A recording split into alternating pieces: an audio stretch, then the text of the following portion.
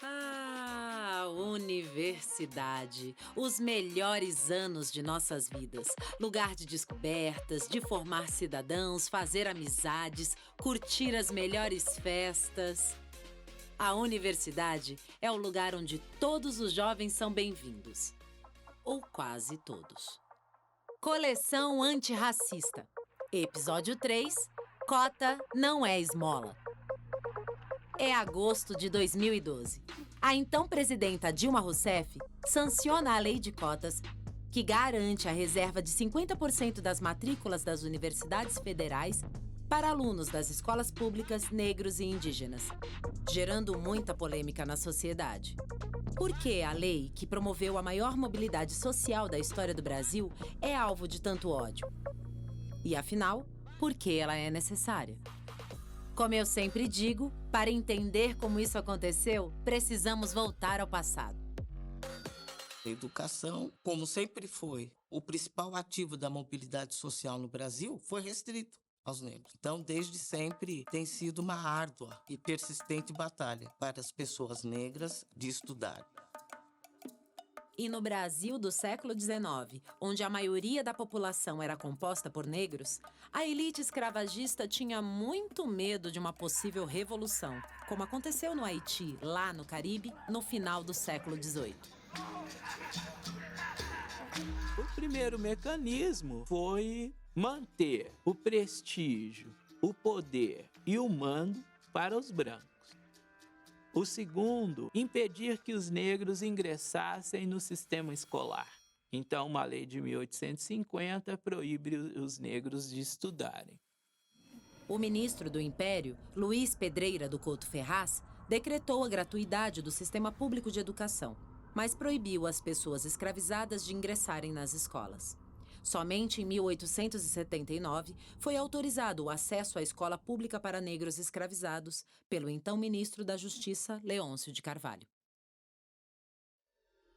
Você deve estar pensando: uau, agora as pessoas negras podem estudar no Brasil.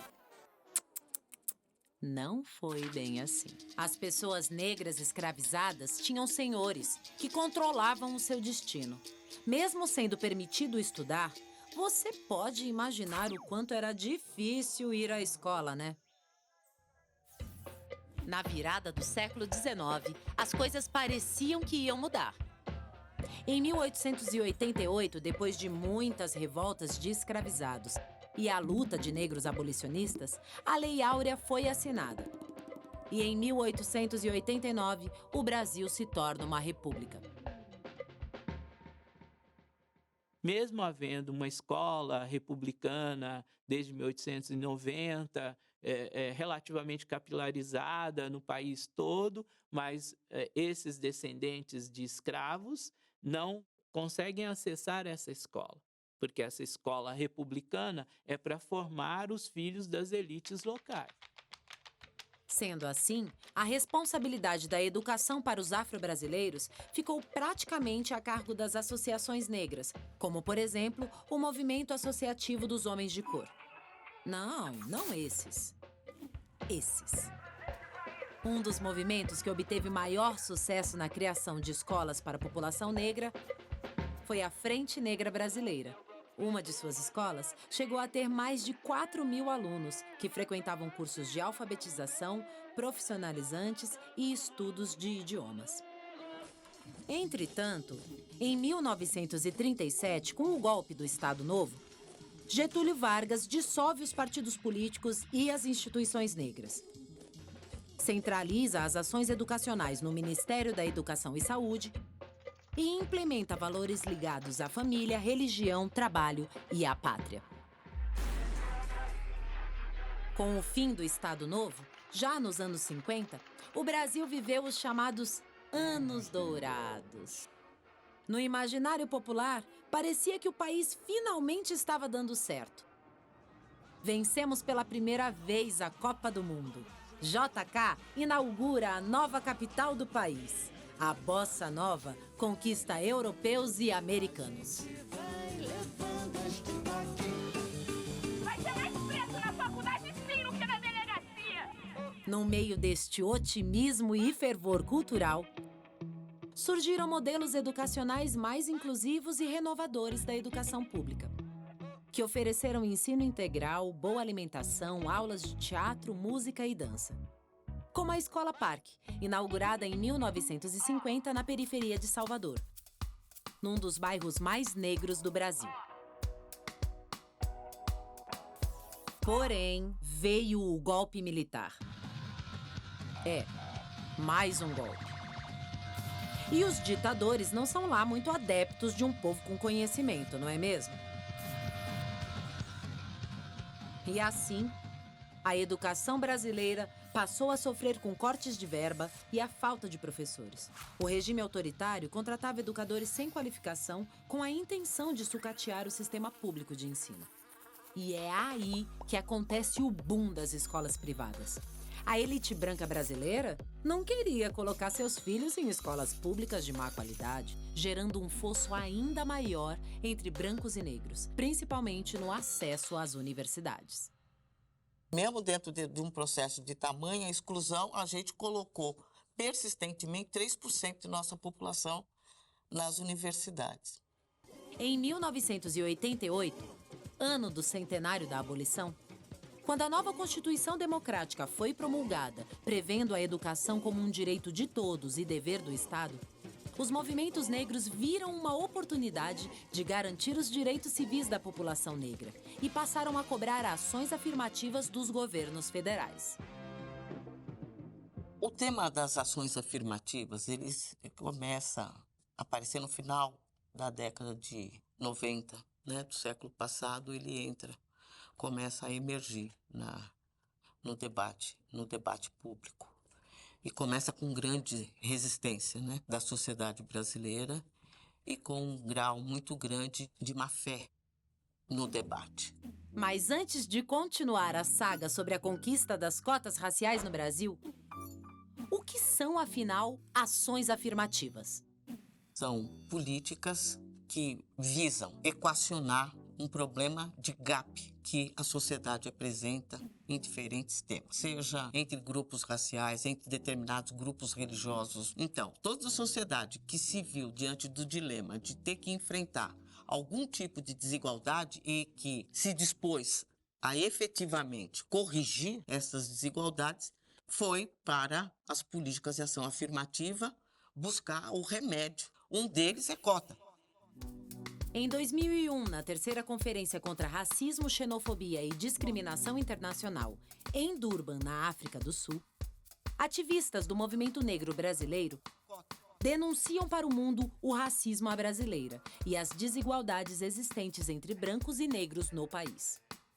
Esse evento foi um catalisador para as mudanças que viriam a acontecer nos anos seguintes. Em 2003, a UERJ foi a primeira universidade brasileira a aderir ao sistema de cotas.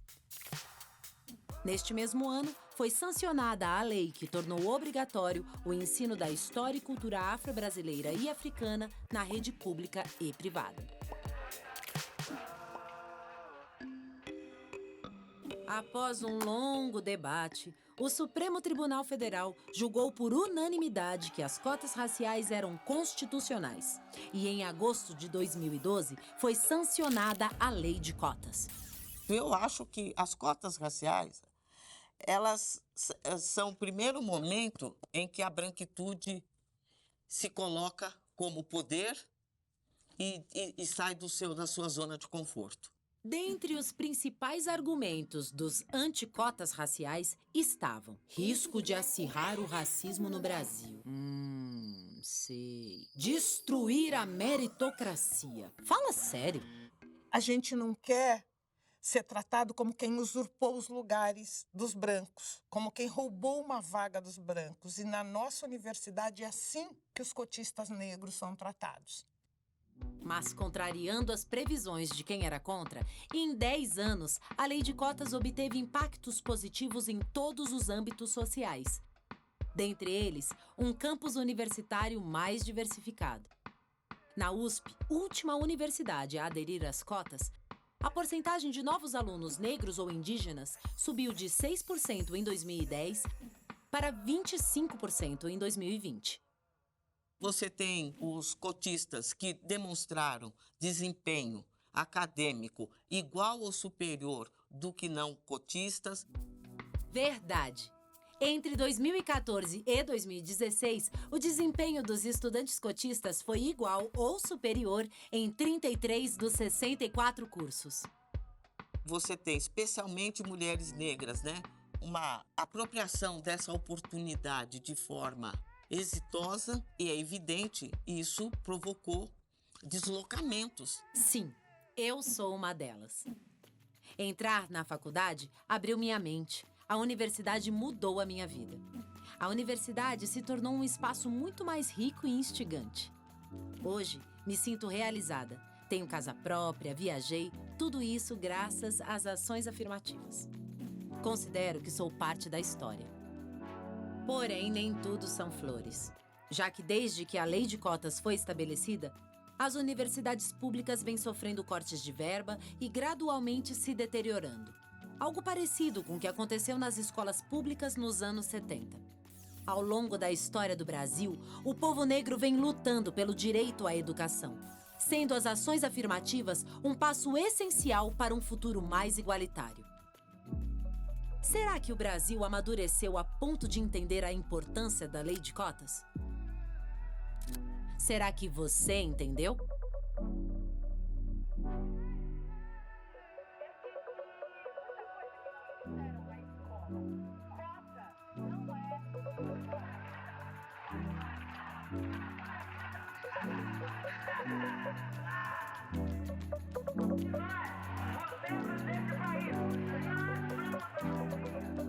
Vai ter mais preto na faculdade sim do que na delegacia!